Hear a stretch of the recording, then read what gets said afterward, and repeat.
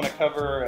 I mean, we talk about this AR, VR, IoT space and the convergence of all these things. And people always talk about these long time horizons on getting those things productive out in the field, right? So when we talk about innovation, right, and we talk about being in the innovation mindset, Armis, how do you get people in that innovation mindset? What is innovation, right? That's a good starting point, because we always get into this like, well, we need a separate department to run innovation, and so it's sometimes it's a buzzword and it's a mystery, and then you can pepper in some blockchain in there, and then everyone gets excited and no one knows what you're actually talking about. But fundamentally, the way we've looked at this in the past is like there's two parts to this, right? Can we bring dramatic improvement to efficiency? And when I say dramatic, like 10x. So if you have a workflow in the company, or you're doing something, or you're building something, or you're interacting with a customer, can we massively improve that experience? And if there's significant enough improvement, well, then that's innovative.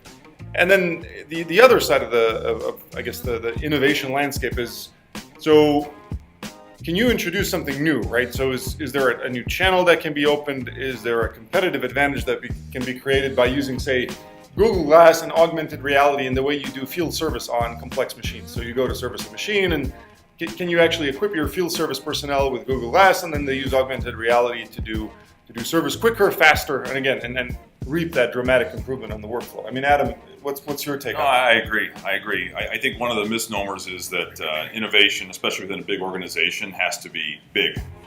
In reality, innovation is small. Oftentimes, it's smaller building blocks that maybe come together and then create that 10x improvement that you talked about. But when you think about it, innovation and startups kind of go together. That startup scene is so much, I guess, what big companies are trying to emulate. But what they're doing is really actually quite small. It's 5 people in a room, coming up with an idea, getting an MVP, following a relatively simple, crude process to get something out there, and then it kind of blossoms from there. So I think that when we think of innovation within large companies, it's often helpful to think along with the agile mindset. Break it down into small chunks, validate those small chunks, and then go from there. Yeah, and what we've seen too is a lot of the times the best ideas come from the front lines, right? So it's the individuals that are doing the work day to day that see those opportunities and see, well, this could be digitized, it could be simplified, and so on.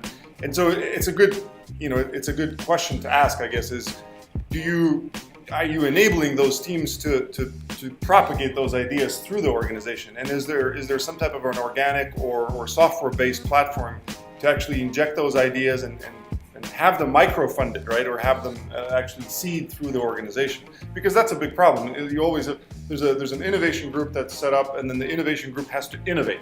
Well, it doesn't work like that. That's kind of synthetic. You're forcing it down the throats of people instead of actually allowing individuals on the front lines to stem and to blossom into those opportunities. So we'll talk a little bit about funding later on, but that's kind of.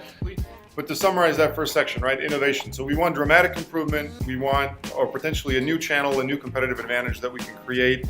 Starting small is important. The right team able to make decisions, and then kind of having a cross-functional team that actually does the delivery of the product. When we say cross-functional, we mean that the product team, the team that works day to day, works in Agile and ships software, they need to have capacity to do product design, product management, and software engineering.